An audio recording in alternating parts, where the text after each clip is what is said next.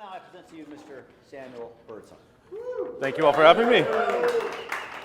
Since this is my first time presenting, I just want to go off the questions that people asked because I haven't had the chance to sit down and do coaching sessions with many of you, so this is kind of the nice little opportunity to do an introduction. So my firm was started with two friends. One of the questions was, how did we meet? We met in law school at Loyola Law School, Los Angeles. For those of you who have never had the joy of going to law school, it is the most pressure-packed situation that you will ever find yourself in. You're used to being the smartest person in the room. Oh, sorry, second most. Yeah, second most. From an intellectual standpoint, I'm used to being one of the smartest people in the room. I have friends that are much smarter than me, and I walk into a classroom at Loyola, and there's 80 people in my section that I'm stuck with in every class, every day, the entire year. And the pecking order is intense. Alex and Scott, my two partners, we found each other as friends very quickly. So this is in 2004 that we met. I got married in 2006. These guys were two of my groomsmen.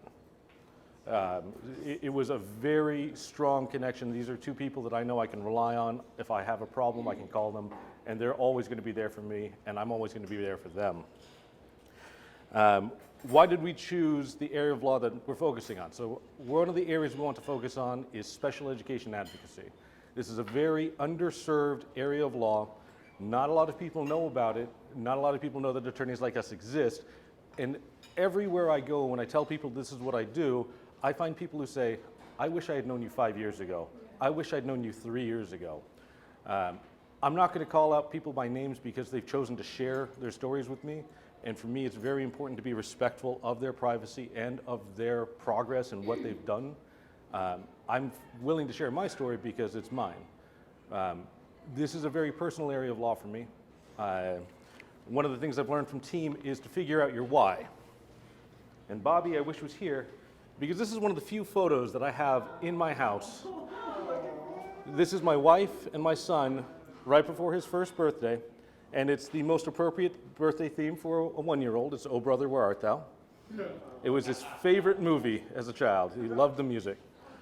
So Connor, when he was about 2 years old, we took him in for the doctor's appointment, and the doctor says, how many words is he using?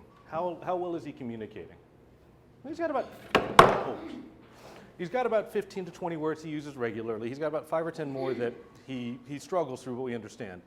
The doctor says, you may want to get him assessed. Well, what does that mean? Well, we want to see 50 words at age 2.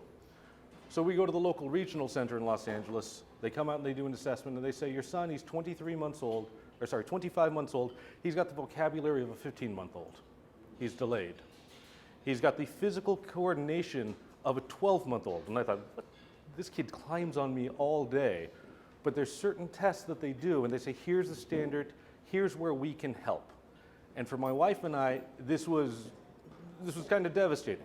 We're first-time parents. What did we do wrong? How did we mess up? Where did we not help our child?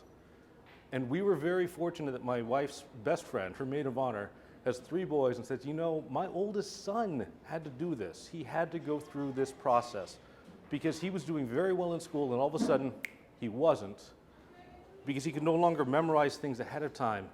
And we discovered that he was flipping letters, dyslexia. We got plugged into the system. There were therapists, there was resources. We never knew it existed, but it helped him so much. So that made it easier for us to accept the help. It made it easier for us to go to the regional center, inviting therapists into our home. My son's in an early start program here at Newhall School District. It's fantastic. He's there with 7 other kids who have a variety of challenges, and they're getting the research and the support and the resources necessary to help them improve. My son's gone from saying kibble for thank you to you to thank you in 5 months. We have meetings with the teachers and IEPs where they review the progress. Here's the plan, here's the goal. And I know that my son is being taken care of. And I know that we have a huge network of support that's available to us. And this is an opportunity for me to share my story, to make it so that it's not this stigma.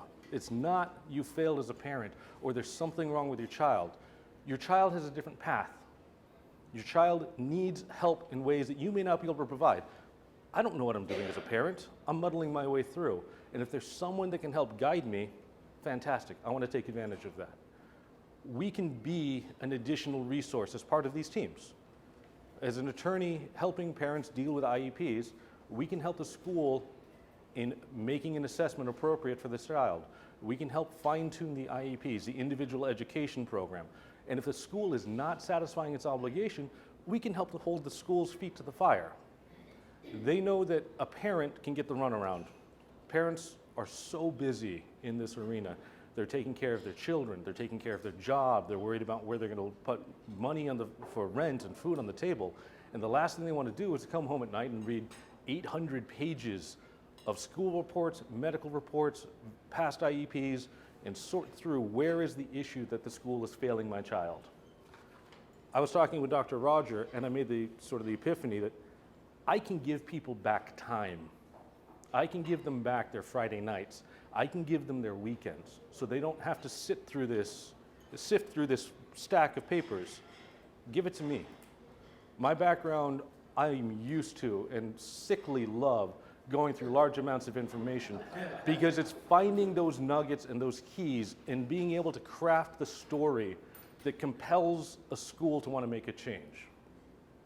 One of the cases we have right now, it's a 10-year-old boy who's been receiving benefits because he has a severe challenge. And he made progress year over year from age 4 to age 9, tremendous progress. Then they lost the one-to-one aide he'd been working with. In the last 4 months, all of the aggressive tendencies have returned. Now there's a behavior intervention plan. He's biting kids. He's punching kids. He's hitting his head against the wall. He's causing self-injurious behavior. This wasn't a problem a year ago. It wasn't a problem 2 years ago. It was a problem 3 years ago when they fixed it, but then the school failed to keep its obligation. And so now the story is not about his education, but what happened to all of the progress? Why was that lost? Being able to take 1,000 pages of data, reading through it, here's a nugget, here's a nugget, here's a nugget, here's a story arc now. And if I tell this to a judge, look, the school was doing great. We have no problems with what they did in 2016, 17, 18. Look at how he improved. At this point, here's where they started to fail him. And here's why I'm getting involved. That is a power.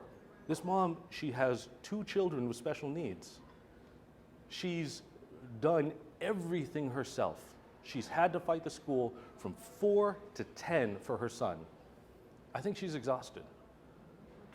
I want to be the person that can take that pressure off of her. And my friends and I, we're in a perfectly placed position to do so. If we help a parent in this situation, the parents don't pay us. The school district does. Thank you. So going back to the biographical, I went to college at UC Santa Barbara, majored in psychology. My wife went to school there. I met her at a martial arts club. She spent 45 minutes trying to put an arm bar on me and failed. I went to Loyola Law School, Los Angeles. I was a day away from going to the University of Miami.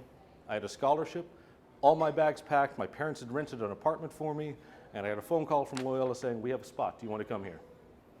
Yes, yes, please. If I could go back to law school, would I do it again? This is a question a lot of attorneys get. Most attorneys will try to talk you out of law school. It's a very expensive process. It's a very stressful process.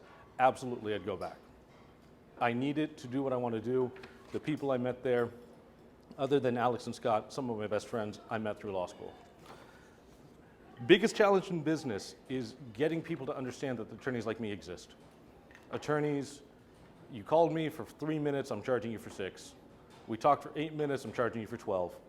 No one likes to be nickel and dimed by their attorneys. No one likes the litigation. Litigation is a horrible, stressful thing. I did litigation for trust and estates for 6 years, and I can't tell you, I cannot convey how horrible it is for families, how much financial stress, emotional stress it puts on people, and the length of time is beyond belief. One of the cases I started at my last law firm before creating Tisteret, Birdsong, and Diaz, I filed a petition to challenge a trust in January 2018. The next hearing in April is going to be, when are we going to trial? And it's probably going to get pushed back from there. They might have a trial date in 2020, but maybe 2021.